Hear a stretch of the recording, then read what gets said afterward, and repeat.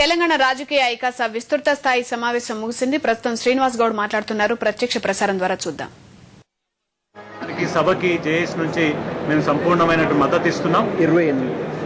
రెండోది 28 రోజు మహబూబ్నగర్లో జరుగుతున్నటువంటి బీజేపీ సాధన సభ, తెలంగాణ సాధన సభకు కూడా జేఏసీ సంపూర్ణమైనటువంటి మద్దతు ఇస్తుంది.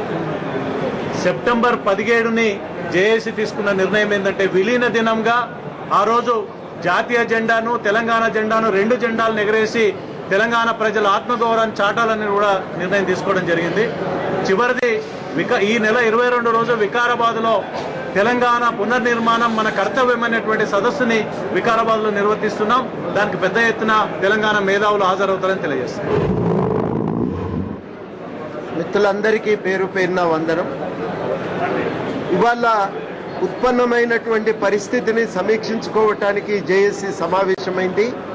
జేఏసీ మొత్తం పరిస్థితిని పరిశీలించిన మీదట కేంద్రం కాంగ్రెస్ వర్కింగ్ కమిటీ చేసిన తీర్మానం అమలులో తాత్సర్యం చేయటం వల్లనే మరి రకరకాలుగా ఆంధ్ర పాలకులు కుట్రలు బనటానికి ఈ ప్రకటన అమలును అడ్డుకోవటానికి అవకాశం కలుగుతున్నది అని భావించింది. ఇవాళ ఆంధ్ర పాలకులు మరి వాళ్ళు ప్రజల మధ్య విద్వేషాలను రెచ్చగొట్టి ఈ తెలంగాణ ప్రకటన అమలుకు అవాంతరాలు సృష్టించాలనేటువంటి ఒక ప్రయత్నం జరుగుతున్నది. 7వ తారీఖు నాడు జరిగినటువంటి సభను కూడా అందులో భాగంగానే చూడాలని జేఏసీ భావిస్తున్నది.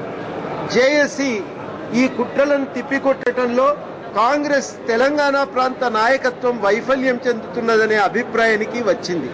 మేము అనుకునేది ఇక్కడి మంత్రులు కానీ తెలంగాణ ప్రాంత కాంగ్రెస్ మంత్రులు కానీ తెలంగాణ ప్రాంత కాంగ్రెస్ ఎమ్మెల్యేలు కానీ ఈ ప్రకటనను వెంటనే అమలు చేయించడానికి, సిడబ్ల్యూసి ప్రకటనను అమలు చేయించడానికి కానీ అదేవిధంగా ఆంధ్ర పాలకుల కుట్రలను భగ్నం చేసి తెలంగాణ ప్రజలందరికీ కూడా ఒక మనోస్థైర్యాన్ని కలిగించడానికి, ప్రకటనను అమల్లో తీసుకురాగలుగుతామనేటువంటి విశ్వాసాన్ని కలిగించడానికి వారు చేయవలసిన కృషి చేయటం లేదు. వాళ్ళు ఎటువంటి కార్యాచరణకు పూనుకోవటం లేదు.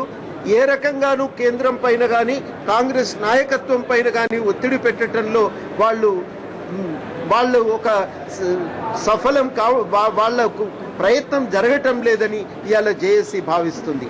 ఈ నేపథ్యంలోనే జేఏసీ తీసుకున్న నిర్ణయం ఏంటంటే ఇవాళ ఉన్న పరిస్థితిని ప్రజలకు తెలియజెప్పాలి. 2, ఆ ప్రజలను మరి తెలంగాణ రాష్ట్ర సాధనకై కార్యోన్ముఖులం చేయాలి. దానికై మా డిమాండ్లు, మొదటిది ఈ ప్రకటన తెలంగాణ రాష్ట్ర ఏర్పాటు వెంటనే జరగాలనేది మా మొదటి డిమాండ్. కేబినెట్ తీర్మానం చేయాలి, పార్లమెంట్లో ఆమోదింపజేయాలని, హైదరాబాద్పై తెలంగాణకే సంపూర్ణాధికారాలు ఉండాలని, అదేవిధంగా మరి కామన్ క్యాపిటల్ అనే దాన్ని మేము తిరస్కరిస్తున్నాం. తాత్కాలికమైన ఏర్పాట్ల విషయంలో ఏర్పాట్లు చేయవచ్చు అని మాత్రమే మేము స్పష్టంగా చెప్పదలిచినాం. వీటన్నింటినీ సాధించుకోవటానికే హైదరాబాద్లో ఒక సభ ఆ సభ సకల జన భేరి. అక్కడ ప్రధానంగా అన్ని విషయాలు ప్రజలకు తెలియజెప్పటానికి దాన్ని సదస్సు అంటున్నాం, సభ అనటం లేదు. జాగ్రత్తగా సవరించుకోవాల్సిందిగా కోరుతున్నా. సదస్సు నిర్వహిస్తున్నాం హైదరాబాద్లో. సదస్సు సకల జన భేరి దాని పేరు. ప్రతి జిల్లాల్లో దానికి కదిలించటానికి జిల్లా కేంద్రాలలో భారీగా మరి రణభేరీలు కూడా జరుగుతాయి. వీటికి మాత్రమే పరిమితం కాకుండా 17 నాడు విలీన దినం పాటించాలని తెలంగాణ ప్రజలందరినీ కోరుతున్నాం. ఇంకా 2-3 రోజులు ఈ గణేష్ చవితి ఉంది, మండపాలు ఉన్నాయి.